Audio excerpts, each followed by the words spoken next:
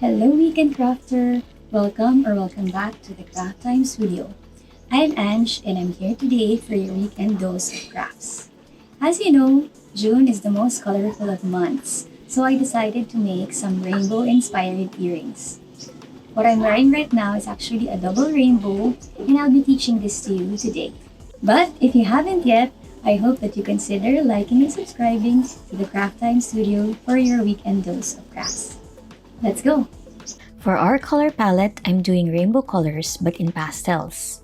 Of course, you can make unconventionally colored rainbows, which I also love to do.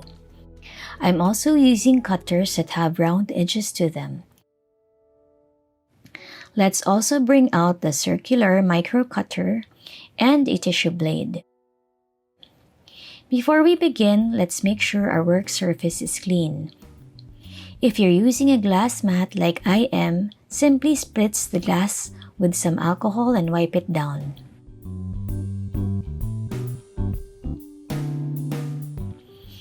Now that our mat is clean, it's time to begin. Get a little bit of each color and roll them out into thin coils or snakes.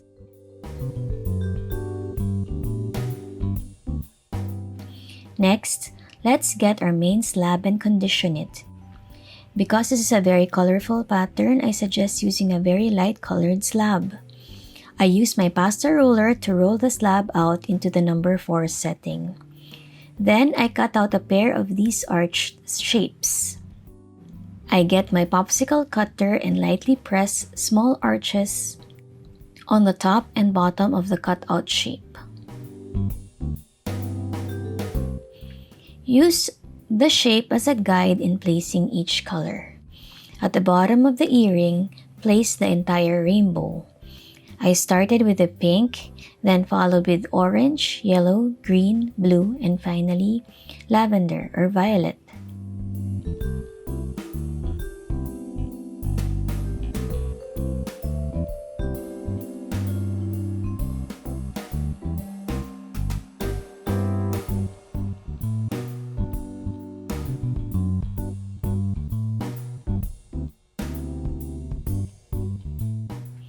Then I use a tissue blade to cut out the excess coils at the end.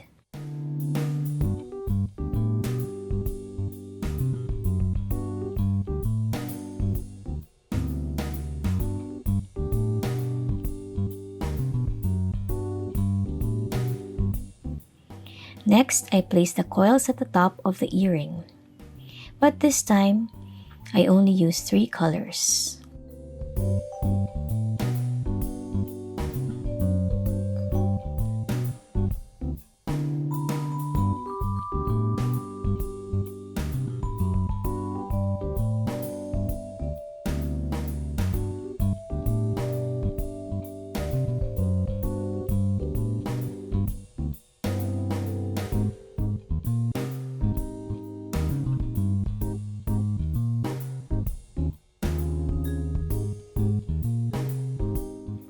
Then, I again cut off the excess.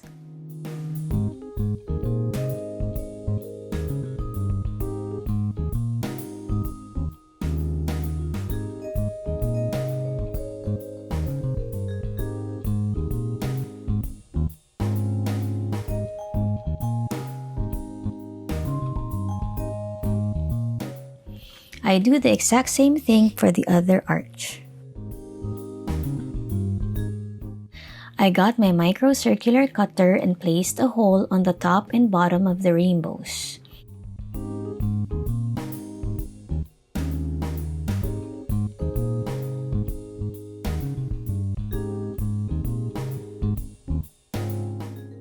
Then, this goes to the oven to be baked. When it's baked, you can attach earring findings and beads.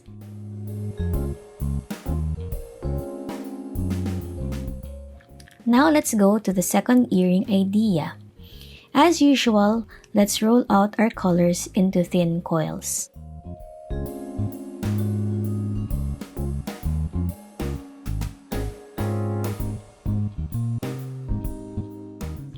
I'm also bringing out the same popsicle cutter we used on the first earring idea. I'm using the stem of the popsicle as my mold for the rainbow. I carefully wrap each coil onto this curve and cut out the excess. I do this to have more or less a uniform curve on my earrings.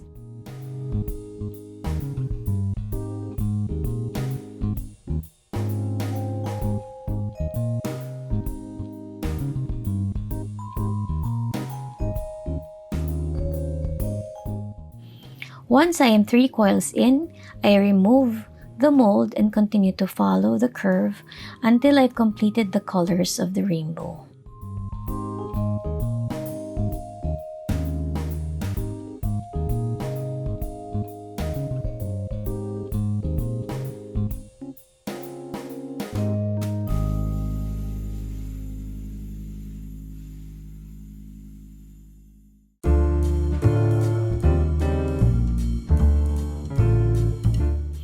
Next, I'm doing another curve, so I just fold the first part and then following this curve with each color.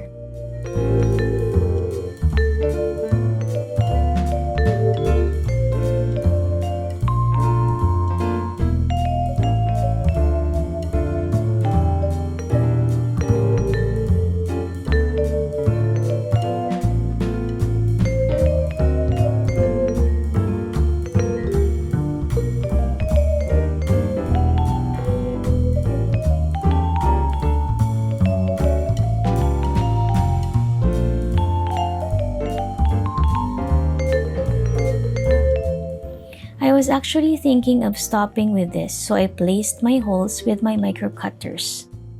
But then, as an afterthought, I decided to put a little bit of texture to it, so I come back with a medium grit sandpaper. I lightly press the sandpaper onto the rainbows.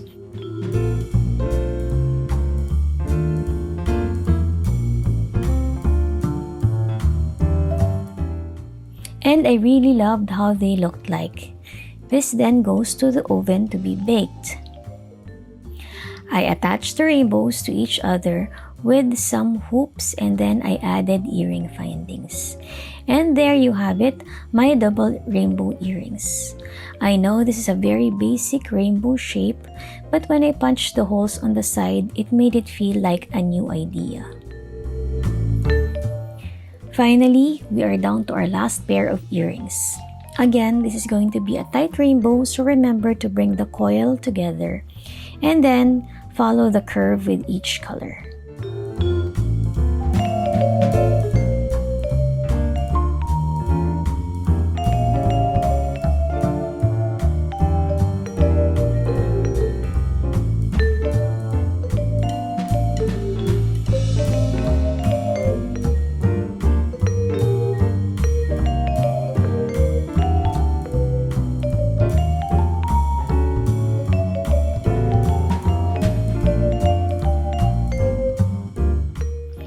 Get your tissue blade and make a straight cut to remove the excess.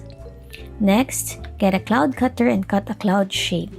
Place the rainbow on top of it. Finally, place 3 holes at the bottom of the cloud and bake. I decided to put Swarovski crystals at the bottom of the cloud, but you can also do different combinations on it.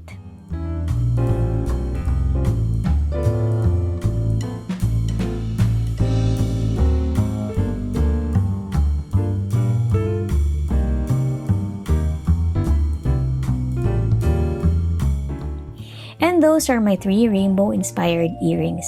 They're very simple and basic, but I really love how they turned out. Happy Pride Month from Craft Time and have a crafty weekend. Bye!